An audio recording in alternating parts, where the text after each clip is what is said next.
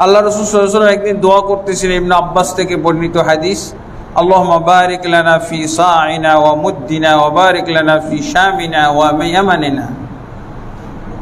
হে আল্লাহ, তুমি আমাদের সার মধ্যে বরকত দাও, মুদ্দের মধ্যে বরকত দাও।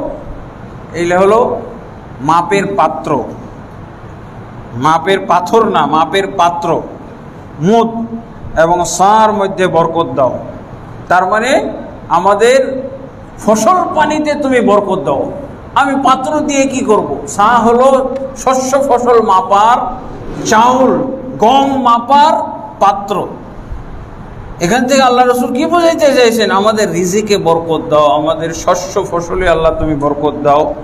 আর কি বলছেন? ওয়া বারিক লানা ফি শামিনা ওয়া ইয়ামানিনা। আর আমাদের আল্লাহ তুমি, মানে যেখানে আল্লাহ রাসূল বললেন আমাদের সার মধ্যে বরকত দাও, আমাদের মুদ্দের মধ্যে বরকত দাও, তার মানে মক্কা মদিনা আল্লাহ রাসূল যেখানে আছেন। এরপরে কি দোয়া করতেছেন? আমাদের শামের মধ্যে বরকত, শাম মানে সিরিয়া, সিরিয়া দেশের মধ্যে বরকত দাও। ওয়া ইয়ামানিনা, এবং আমাদের ইয়েমান দেশের মধ্যেও বরকত দাও। এক লোক এই দোয়া শুনে আল্লাহ রাসূল সাল্লাল্লাহু আলাইহি ওয়াসাল্লামকে বললেন, ইয়া নবী আল্লাহ ফি ওয়া ফি ইরাকিনা। হে আল্লাহ রাসূল, এটাও সংযুক্ত করেন, ওয়া ফি ইরাকিনা, আমাদের ইরাকেও তুমি বরকত দাও। তা আল্লাহ রাসূল সাল্লাল্লাহু আলাইহি ওয়াসাল্লাম বললেন, ইন্না বিহা কারনাশ শাইতান, এখান থেকে উদিত হবে শয়তানের শিং, শয়তানের শিং এখান থেকে। ওয়া তাহিজুল ফিতান, এইখান থেকে ফিতনা ছড়াবে, ফিতনার বিস্তার ঘটবে। এভাবে আল্লাহ রাসূল সাল্লাল্লাহু আলাইহি ওয়াসাল্লাম বললেন। মানে ইরাক থেকে, মানে ইরাক পর্যন্ত তখন ইসলাম আসছিল, ইরাকের কাছাকাছি এলাকা।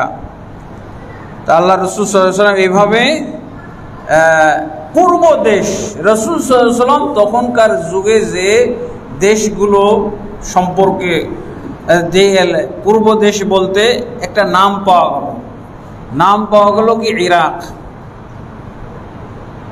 তখন আর আল্লাহ রাসূল সাল্লাল্লাহু আলাইহি ওয়াসাল্লাম এই হাদিসের মধ্যে অন্য কোনো এলাকার নাম বলেননি, তবে পূর্ব দেশ বলতে অনেক দেশকেই শামিল করে। আমাদের বাংলাদেশও পূর্ব দেশের মধ্যেই শামিল। এবং বাস্তবে দেখা গেল যে এই ইরাক থেকেই ফিতনার আবির্ভাব ঘটল। এখান থেকেই মুসলমানদের যে বিভক্তি, ওসমান রাদিয়াল্লাহু আনহুকে যারা হত্যা করেছিল তারা এখান থেকেই গেছিল, এখানকার লোকেরাই লিড দিয়েছিল।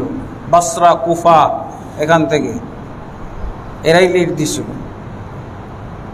এখান থেকে খারেজিদের জন্ম, খারেজি সম্প্রদায়। মুসলিম সম্প্রদায়ের তো পরিচয় হলো তারা ঐক্যবদ্ধ জাতি, মুসলিম সম্প্রদায়। এখান থেকেই জন্ম হয়েছে শিয়া, রাফেজি, বর্তমান যুগের যে ইরান, শিয়া রাফেজি, এদের জন্ম। বাতেনি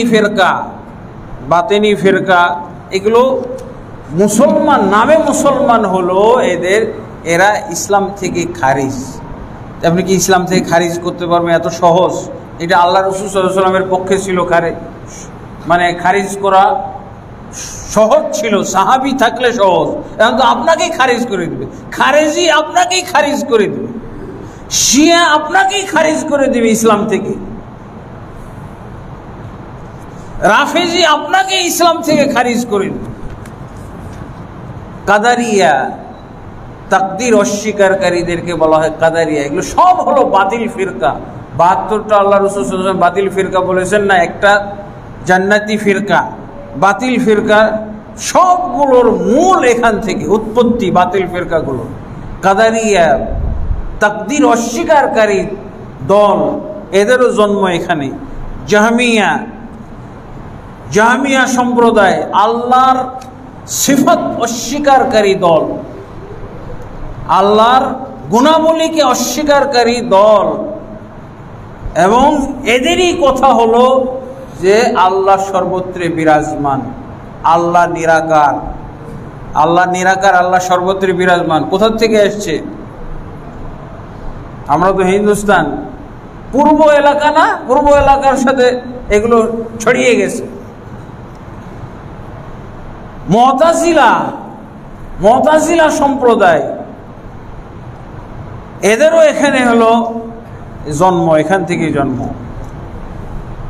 এইভাবে দেখা যায় যে আরো এখানে যোগ করেছে বাহাই ধর্ম, তারপরে মাজুসি, এইগুলো সব এখান থেকে। এমনকি